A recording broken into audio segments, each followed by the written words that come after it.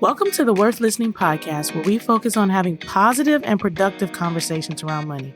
I'm your host, Lauren, a 4-time Olympian and certified financial planner. On this show, my guests share their money stories.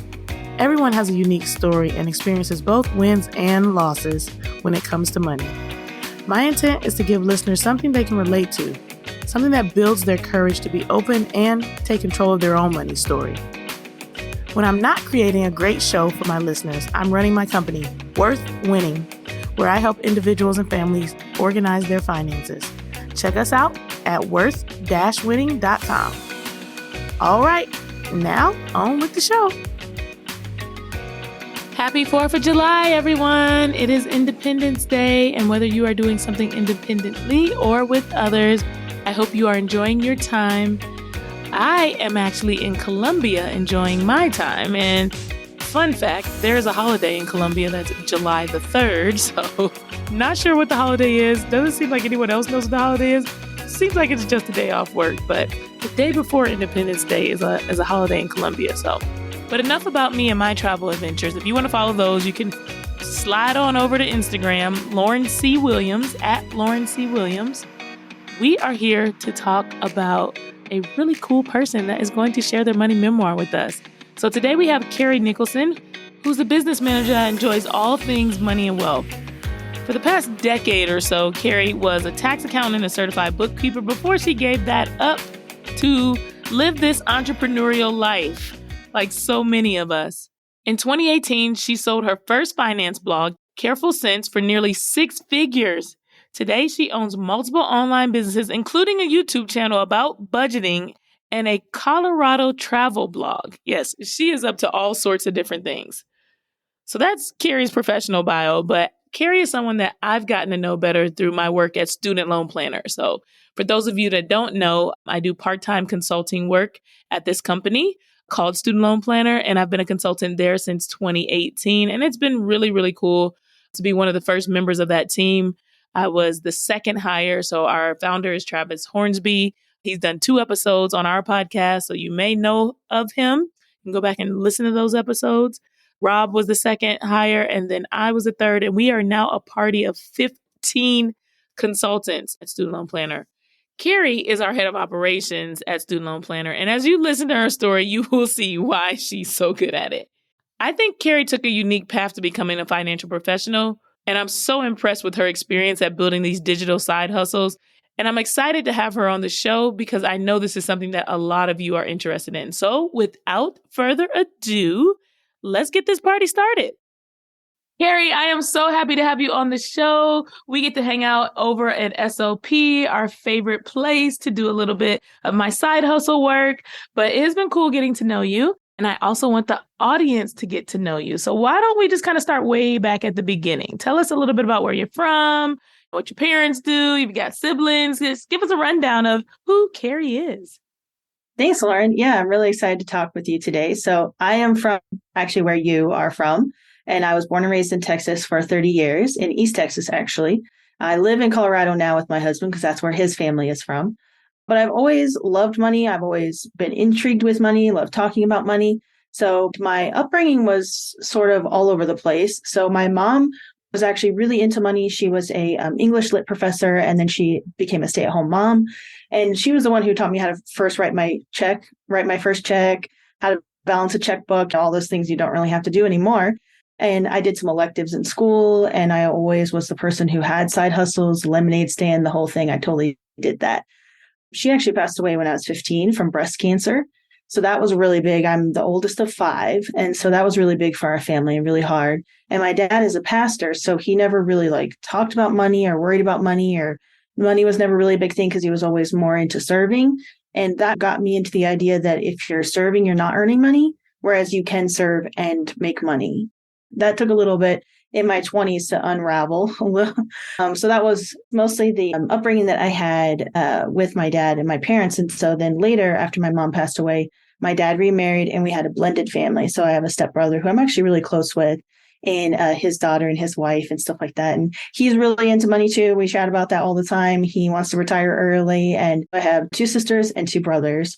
And I'm really close with my brothers because they're very much go-getters like me. And my other brother, my youngest one, has his own business and he is starting his own business. He's like 32 or 31, a local business like in electricity, and he's an electrician. So it's been really fun to have those relationships with my siblings that we all basically learned from my mom, which she's not around, but as I've gotten older, I've been able to share that with my dad too. And that has been something that has been really fun for me to work through those financial blocks mentally and like those mindsets and not just work really hard. So my background, I started going to school to be an accountant, and I did that for like 12 years, specializing in small business taxes. And that was really fun. I actually really did enjoy it, but then I quit that to do my own thing. So I've had a finance blog, I have a travel blog, I've had a money YouTube channel, like you name it, I've done it pretty much online. And of course, working for a student loan planner. It sounds like you've had a very, very interesting life. Tons of diverse things happening all over here, there, and everywhere. I want to circle back to that piece of the puzzle where you mentioned like serving being something that you couldn't earn money at, and the way that you had that kind of mindset. So when your mother passed away and your dad had to kind of like jump into action, and wasn't maybe necessarily a seamless replacement of household bills and things like that, he had to kind of figure out, do you feel like the serving piece of the puzzle was something that was holding him back from being able to organize the finances? And what were your mental roadblocks around that? Yeah, definitely. So my mom handled all the money and my dad just basically gave her a budget, on what he earned. And then she had to feed the family on all that. So there's 7 of us, 6 or 7 of us, depending on the time when I grew up. But she was very much like money minded, and he just let her do everything. And she actually taught me couponing and how to look at stuff by weight, when you go to the store, and like how much it is per ounce, not just like the total price of it and things like that, which were really interesting. But yeah, so once she passed away, a lot of it fell to me. And then a lot of it fell to other people that we had in our church that were helping out until my stepmom, who I call my mom these days, came into our life. But she's like almost 20 years younger than my dad too, my stepmom. So she was also learning. So she's like 15 years older than me. So we're really close in age. So we were kind of doing it together, learning together. But it is nice. I feel very privileged to have 2 moms, 3 sets of grandparents. And that was really fun. That's like a side story. But I was able to work through it with my dad of how to manage the household finances, as well as continuing to serve, do ministry work. And he did a lot of overseas work too. So he was gone a lot, and being away from my parents, because both of my parents, would travel together when my mom was here. And so now my stepmom travels with him and does all of the ministry work too. So it's been really, in my opinion, a blessing to have multiple types of households to manage and different kinds of money mindsets.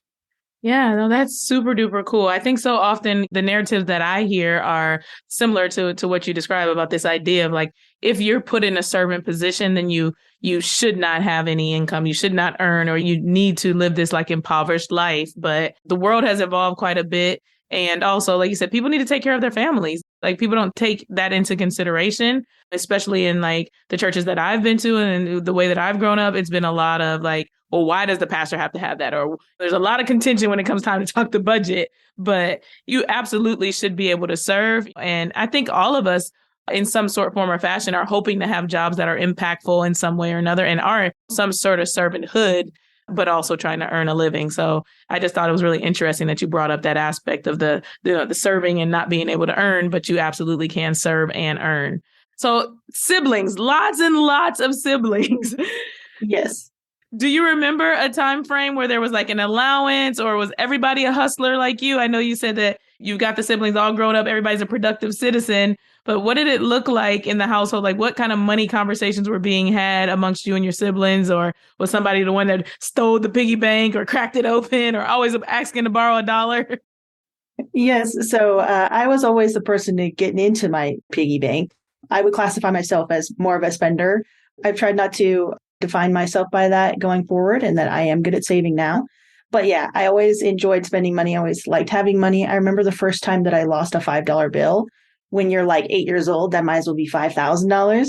So that was sort of devastating. And I remember what the wallet looked like and the whole thing, right? You never forget that. But yeah, so as my siblings and I got older, we always talked about money together. We kind of would like lend somebody $100 if they needed to cover their checking account or cover their bills, and then they would pay us back, so we would always like help each other out, which I'm not sure is maybe the best idea when you're growing up. But, when you're like your teens, and we never really got an allowance. My dad would just give us money for whatever we would need, basically. But obviously we did do chores and stuff like that.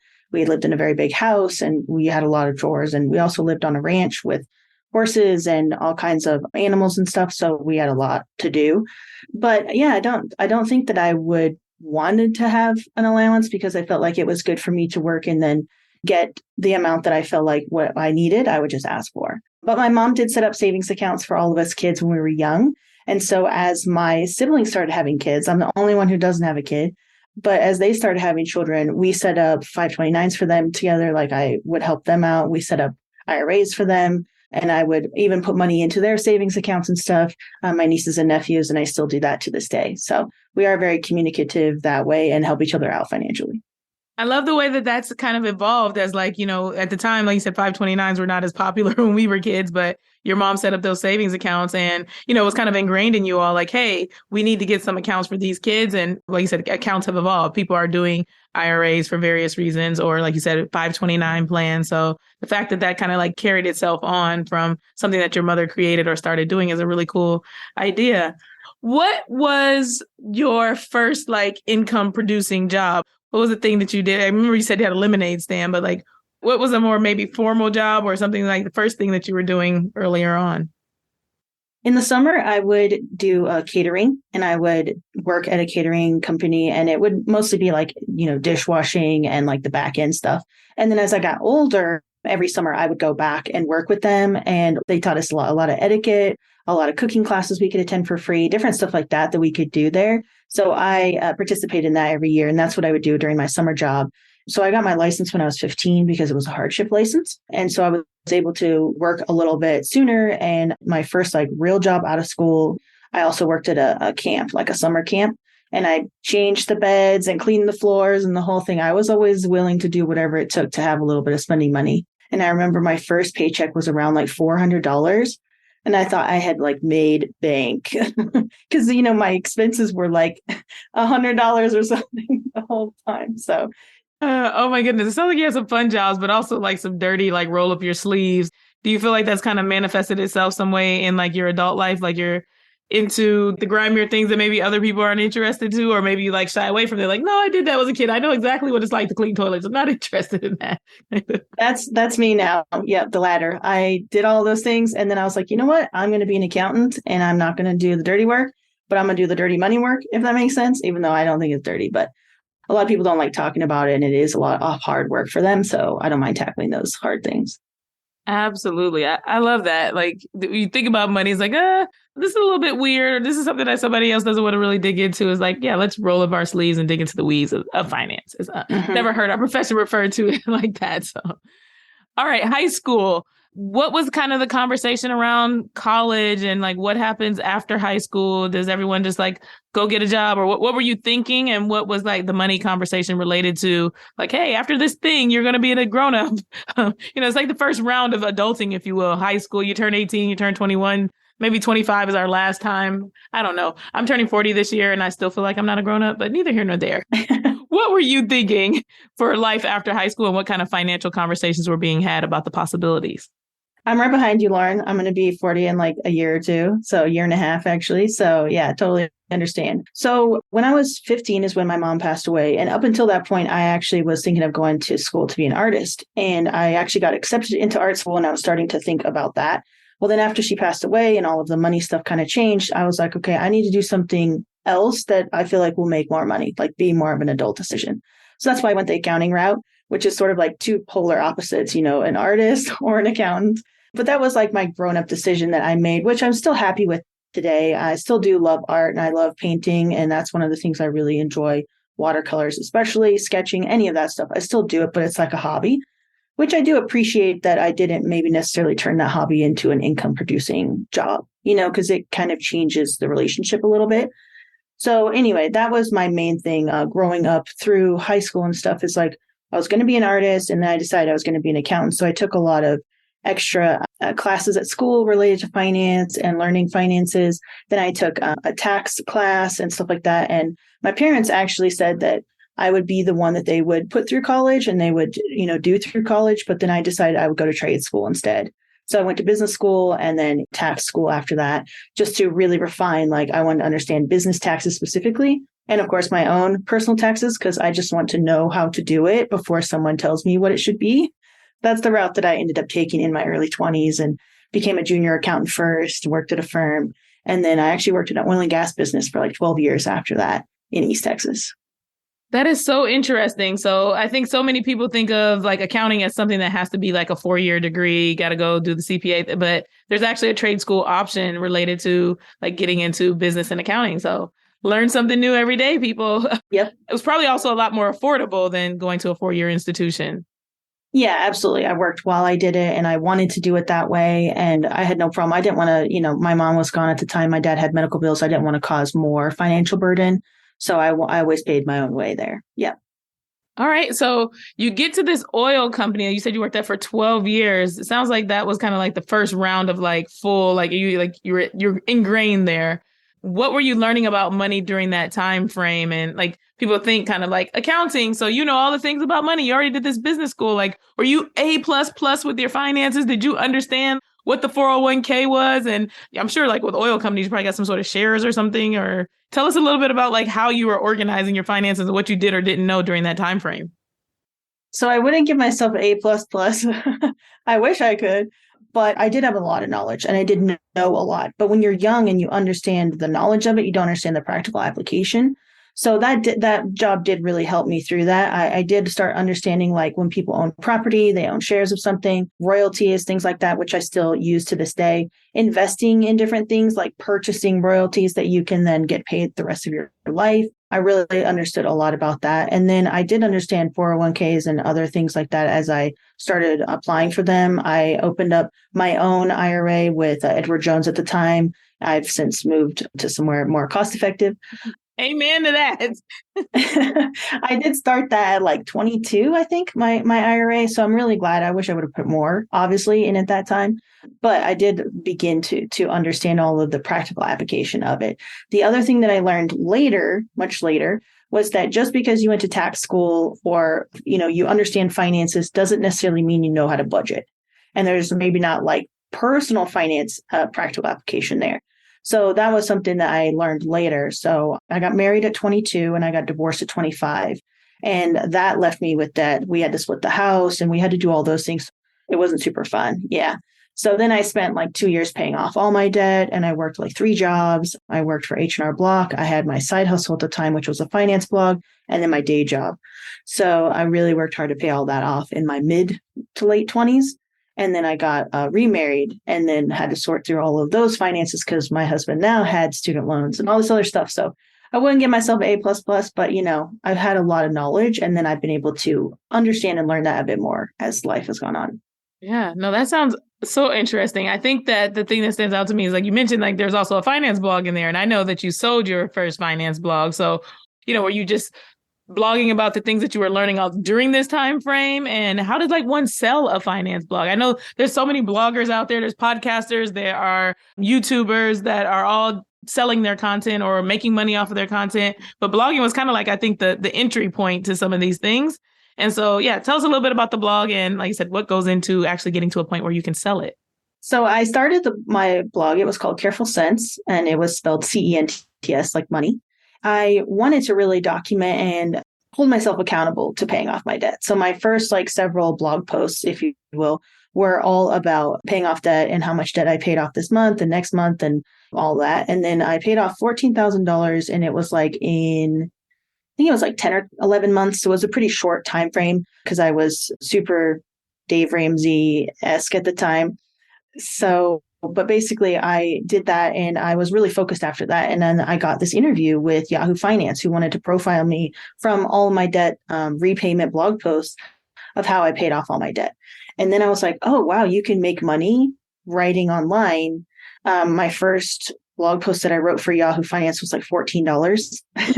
So I don't know if you can make a lot of money at the time, but I was like, oh, you can make money doing this. So then that's when my blog went from a personal finance thing to more of a business thing, in my mind at least. And then I started having freelance work and stuff like that. And then people started asking me, how do you scale your freelance business? How do you start freelancing? How do you do all this stuff freelancing? And so that's what it became, was a finance blog for freelancers. Ah, interesting. And so did someone just like send you an email one day like, hey, I want to buy your blog? Or you're like, I'm tired of doing this. Let me shop around. Like, how do you offload it? And like, what was the reason that you even decided like maybe it's time for a change? Yeah, so I did decide to offload it in January of 2018, and I was kind of looking for people to purchase it. I didn't have anyone in mind. I didn't have an offer or anything like that. I just was like, well, like you said, I'm tired of this. I want to offload it. It had been like 8 years since well, 7.5 years since I had started it. And it was it was a lot of work. And I was, doing a lot in my career. I had other things going on. And also I was kind of like, do I want to identify as someone who is in the money space still? Do I still want to do that? And I kind of wanted to break from it. Basically, what I did was I started looking for people to purchase it over the summer of 2018. And then I actually had 4 offers at the time. So different people in my network that I reached out to. And then I was able to sell it to somebody in October of 2018. And I actually wrote a book about it. It's on Amazon. It's like $8. It's just like how to sell your blog or whatever. So it just talks about my story and how much I sold it for and how much it was making at the time and stuff like that. So, and then I went on to start my travel blog, which I own now still. Interesting. So you didn't give up blogging altogether. You said like, done with this for the bit, but I also am interested in travel. So tell us a little bit about the travel blog and what are the goals with that? So that one I did build to sell actually as well. So I had a 5-year plan, which we're coming up on here in about a year. And I am hoping to offload that soon. And so my first blog I sold for 93,500, and I'm hoping to sell this one for around 300.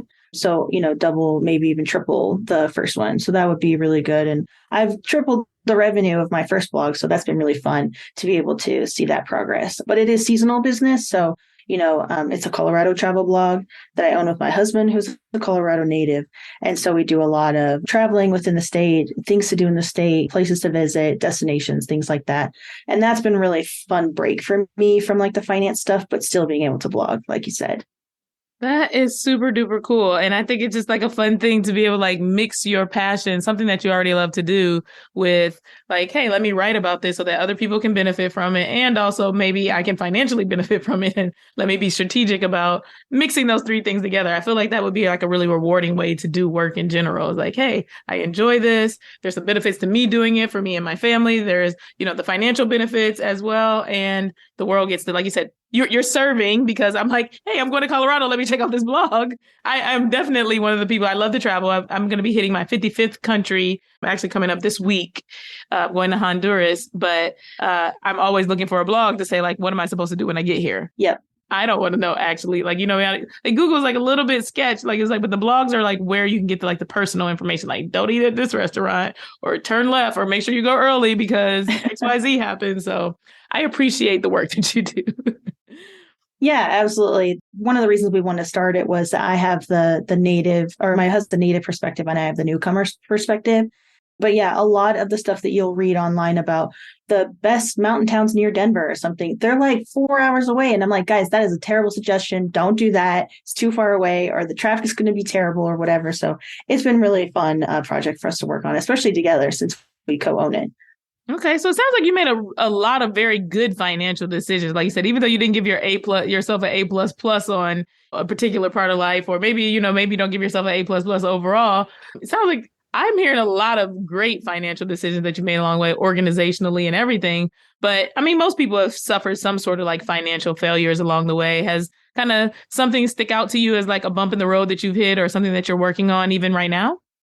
Yeah, so I'm paying for my lifestyle a couple of years ago right now. And so that's always, no one wants to do that. But yeah, so there was a time when my husband and we just had gotten married. So my second marriage, getting through all my divorce, debt and everything like that. And then getting with him, paying off his debt. And then we accumulated debt together because his mom actually has leukemia and she passed away in 2021. So we moved to be closer to her and to help out her family. And so there was a financial burden there. And so getting through all of that created some debt for us. And in addition to having tax debt, some back taxes to pay from 2021 since her death. And then that was also during the COVID time and all this other stuff that had happened recently. And it just really caught me off guard because I was focusing so much on personal. So those are things that I do wish I had made better decisions, like past Carrie's kind of making future Carrie pay for that, literally and figuratively. But it's okay because we've gotten our finances like really under control the past like 5 years. We've really paid off tons of debt. We own both of our cars. We don't have debt from that. We don't have credit card debt anymore. Things like that. We don't put money on credit cards, as far as like we use it and we pay it off every single month. And we've been doing that consistently. And we actually use relatively all cash budgeting for the most part. Cash stuffing is what we've been doing this whole year. And that's been really, really nice to have more of a proactive handle on my money than just like a reactive like budget. So I've been working really hard to be a better budgeter in the past couple of years. A++ from me to you. Thank you. And what I really love about what you just shared is the transparency in the sense of like, yeah, I'm an accountant, which like I said, financial planners, CPAs, accountants, enrolled agents, people who work in like big finance departments. I think we all get a rap for like, we're supposed to have perfect finances, and we are humans just like everybody else.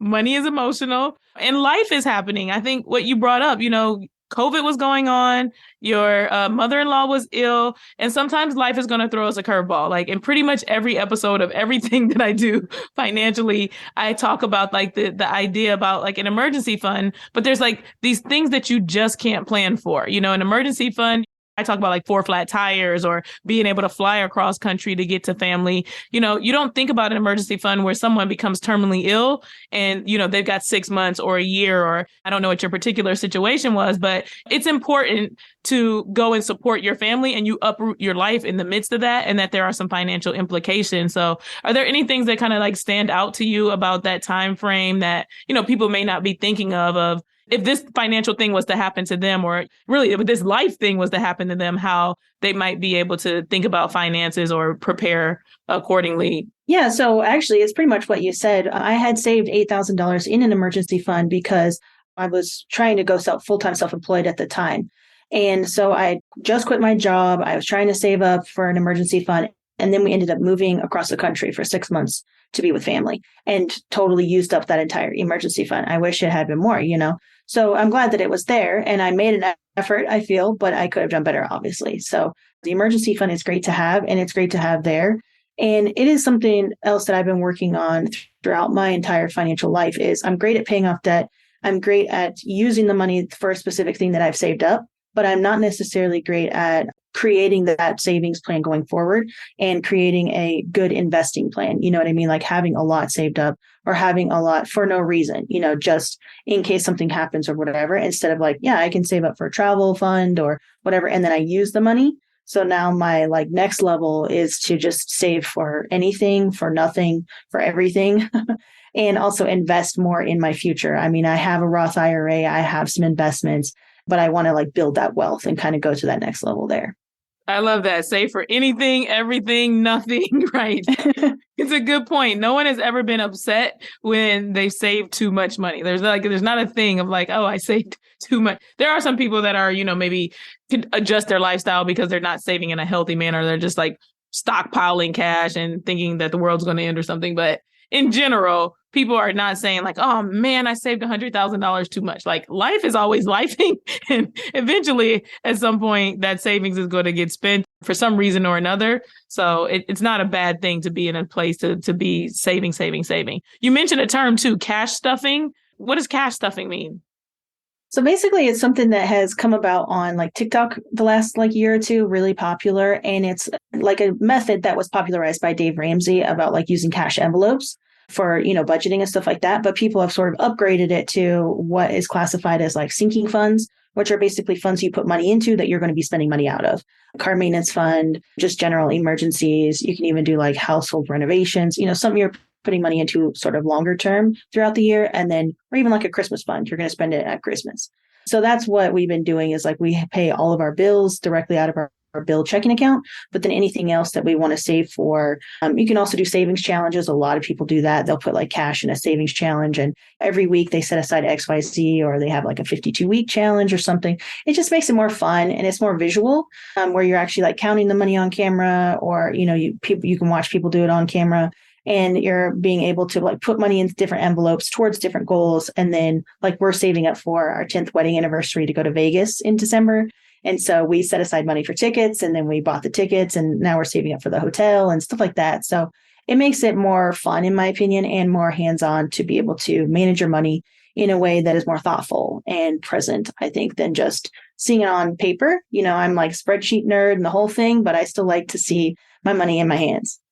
I think that is super duper interesting. I've never heard the term actually cash stuffing. Like the concept that you just described, I'm very familiar with, but cash stuffing as a term, not a thing. But I'm also not on TikTok, so that would be one of the problems. I mean, to that point, you were talking about like videos and things like that come up, and that's where a lot of people are learning their information from nowadays. I think you also have gone video esque as well. You're not just doing the blog, but you have a YouTube channel as well. Yes, I did start a YouTube channel about cash stuffing and chronicling my journey and paying off the last little bit of tax debt we have and stuff like that. And I started that like several months ago, earlier this year. And that's just mostly to keep myself accountable and to show up, every week and do my budget and pay off my credit card and track my expenses and the whole thing. It just brings a level of fun for me to do it publicly accountable, kind of like I did with my finance blog back in the day when I did blog posts.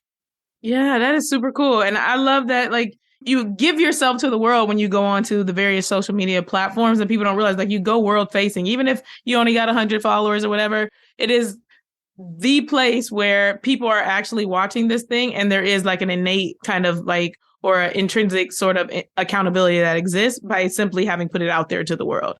So it's a great way to be able to hold yourself accountable to like, hey, I told all of my followers that, for me, that's how I lost weight. I gained a bunch of weight during 2021, like COVID-ish time. And at one point I made a social media post and showed like you would never believe that an Olympian has gotten to this weight, but it's happened. And like, I'd love to be held accountable. And I was thinking like all the people were going to be like DMing me and telling me like, yeah, girl, you can do it. And that's not actually what happened. But at the same time, I did feel more accountable because I've shared this thing with all these strangers. And it's out there, so, and some people did, like I said, reach out or whatever. And they do occasionally ask, but it was something that kind of lit a fire in me to be more accountable. So I think it's cool that you're doing that YouTube channel. All right. So where are you getting your financial knowledge now? What kind of things are you listening to, or where are you taking your information in? What's exciting to you as you learn more about finances in general? Well, you might think from the chat that we've had that I'm like super Dave Ramsey, but I'm not. That's just where I started. But I feel like it's a really good foundation for understanding like budgeting and your finances and stuff like that. But it's not necessarily great for the next steps. And so I have been working for Student Loan Planner along with you. Well, I've been working for almost 5 years. You've been working longer than that. But that has given me a really good idea of a lot of different kinds of finances that people have. And working with Travis has really helped me understand like a broader picture of finances and how it affects your life and different people and different people's lifestyles. And so that is something that I still learned a lot from him, especially with his investing background and stuff like that. And then building wealth going forward, that is something that I have dove into the last like couple of years. And I do have a money coach that I work with every month. And she helps me through my finances, especially building wealth, understanding the mindset of money and sort of that behavioral finance part of it. So that's what I've been really focusing on the last couple of years so that I can continue to pay off a little bit of debt that I have, but like move on to the next level of investing and saving and building wealth. I love it. I love it. I love it. Would you mind sharing your money coach's name? Is she taking new clients? Like, I'm sure somebody listening to this podcast like, hey, money coach, I might need a money coach. Yeah, so she's a Brooke Castillo student. And so her name is Natalie Bacon. And she actually used to be, and she is in the FinCon space still. And so she's the person who I've been working with. Absolutely. So if you guys need, I'm going to put that in the show notes. If you feel like a money coach is something that you might need in your life, we've got one for you. All right. As we wrap up, I like to do this thing called the final sprint, where I kind of rapid fire some questions at you. Sometimes they're more rapid than others, depending on how I like to do my commentary. But it's supposed to be a sprint, more or less. Are you up for it? Sure. Let's do it. All right. You got $20 in your pocket right now. What do you spend it on? Probably some sort of restaurant eating out, something or other to try. Like might go to Starbucks too with it. We'll see. Oh, give us a restaurant recommendation in Colorado. Okay, well, so there's one in downtown Colorado Springs. So we live in Colorado Springs that's called Four. And it's by a guy who was a contestant on Top Chef. He was like the top 5. And it's really, really good. And he has seasonal stuff. We go there every season. I go to Colorado Springs fairly frequently, at least a couple times a year for USOPC stuff. So I'm going to try Four. I haven't been there yet. Yeah. Worst advice you've ever received? Oh gosh, money doesn't grow on trees. Any of those sort of like limiting beliefs. I don't like to use that term that much, but or even that hard work equals a lot of money, which is totally untrue as well. If everyone who worked hard made a lot of money, then everyone would be rich. Yes. Because a lot of people work hard. That is very true. I like that one. What is your worst money habit? Oh, I definitely, if I have the money in my wallet, I'll spend it. So I don't keep it in my wallet. Just don't put it in your wallet. Hold yourself accountable. Put some roadblocks in place. Mm-hmm. What about your best money habit? I feel like I'm really, really conscious with my money. Like I'm really thoughtful about it. I do appreciate it a lot. And when I have it, I'm really appreciative of it. And I'm thankful when I get it. So I try and be really grateful for the money I have and that I'm managing. I love that. Yeah, it's so important to be thinking about like the fact that this stuff came in from someplace and that you get to choose how to use it. That is a very good mindfulness practice.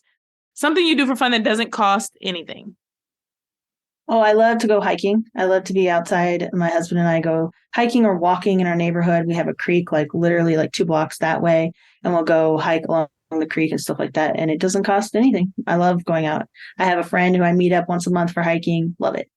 It is free 99. I know that's what a lot of people move to Colorado for. I have some friends that are leaving Dallas that are interested in moving to Colorado specifically because they like the nature and the ability to be able to hike. Mm-hmm. All right. Last but not least, can you share with us one thing that you would like to improve about your finances in the upcoming year?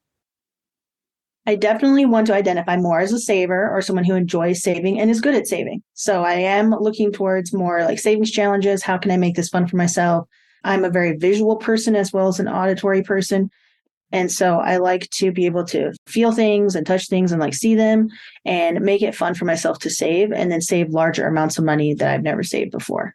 So being a better saver is what I'm working on. And being excited about saving too, making it fun, not just doing it. Right. It doesn't have to be a chore. It can be an exciting thing, like you said, that you can celebrate, have a good time with, do it with friends. That's the thing that's for me has been the most kind of game changing is realizing that there's others around that are also wanting to be motivated and they're okay talking about this thing and like you can motivate each other. Like I feel like the one problem is that money's always like operating in this vacuum. So like you're doing your savings challenge alone. And then a year down the road, you share that you saved this much and your friends look a little jealous or you're worried about telling them that you save because you're worried about what they might like. We got to ditch, like you said, some of that negative kind of narrative or even just negative mindset, scarcity mindset, or thinking that someone's going to have a negative reaction and just start making it a fun, like, yeah, we're all doing it together. So all right. Tell us where we can find you, how you can made it all the way to the end without feeling like there was anything I was going to need to edit. All right. You have made it to the finish line. You are standing on the podium. Let me give you your medal. This is, an Olympians podcast. So we give out medals here. You're standing at the top. The national anthem is playing or the Carrie anthem is playing. It is your time to shine. So go ahead and shout yourself out. Tell us how we can support you, where we can find you, all the things. Because I know I want to be able to slide in your DMs and say like, hey, Carrie, how's that savings going? Yes. We have people, our listeners hold people accountable. Awesome. No, I love that. And that would be great. So I am on YouTube at Carrie Considers, and I'm also on Instagram at Carrie Considers. And that's where I do all my money stuff and I talk about my life. And I also am going to be talking about, when I sell my blog here in the next year, I'm preparing it to sell, stuff like that. So that's where I talk about all of that. Excellent. And we'll also post the book and, of course, the links that she just mentioned in the show notes. So if you're looking to find her, just scroll on down at the end and you will have that. Carrie, thanks so much for being on the show today. Thank you so much. It's been great. So I hope you enjoyed the show. One of the things that stood out to me was when Carrie shared that she opened an account at Edward Jones. So if you've been following this podcast or if you are a client of Worth Winning, you know that we are hardcore fee-only, fiduciary, and certified financial planners. Those are always our 3 criteria when working with anyone to help organize your finances. And we're not really big proponents of working with like big financial institutions where the majority of the people don't meet those requirements. They can't because they are institutions that sell an investment product, earn a commission, and therefore are not fee only. If you have no idea what I'm talking about, those are some terms you can take and look up or listen to some other episodes where we break that down. But what I wanted to say about that is that I think it's really important that you just get started. If you open an account at one of these big financial institutions because it's what you know, you've seen it on TV, it's what you can trust, or you're not really sure and it's like kind of like, well, I saw a commercial about this, so I'm going to do it. It's okay. The most important thing is that you get started. Down the road, you can start working with a certified financial planner. And while your investment account that you're choosing right now might not be the most cost effective, you're putting money away somewhere, you're investing it, and that money is growing. So putting it somewhere is better than putting it nowhere. I can't stress enough that while there are optimal places to do things, the most important thing is that you do something. Do something that is in your best interest to help yourself build wealth. I also really love how Carrie mentioned being thoughtful about the way that she spends. Spending with Purpose is a part of the 12-week program that I teach because I really want people to become intentional about how they spend their money. It is not a bad thing to be a spender, but you can feel a lot better when you're intentional about how you're spending your money and who you're spending your money with. For an example, if you are organized with your finances and you want to spend, you can be like, hey, I'm spending with a woman. I'm spending with a person of color if that's important to you. I'm spending with an American-made company. So when you get your finances organized, you have a budget in place, and you're really thinking about where you're spending, you can feel a lot more proud about, hey, this is how I'm choosing to spend my dollars, because we're all going to spend money. Even the savers are going to have to spend some of it. Being really clear about knowing where your dollars go and understanding that you have a choice where to spend is a key piece of the puzzle that helps people feel more free. I swear to you all, budgeting is part of financial freedom, but it is also about making choices and choices about where you spend your money. So that is all I have for you all today. As always, if you have questions, if you would like to share your own money memoir, if you have suggestions for guests, you know where to find us. Podcast at worth-listening.com. We are happy to hear from you, hear your feedback. And of course, you can like and review on whatever app you're listening to. Until next time, enjoy the rest of your July.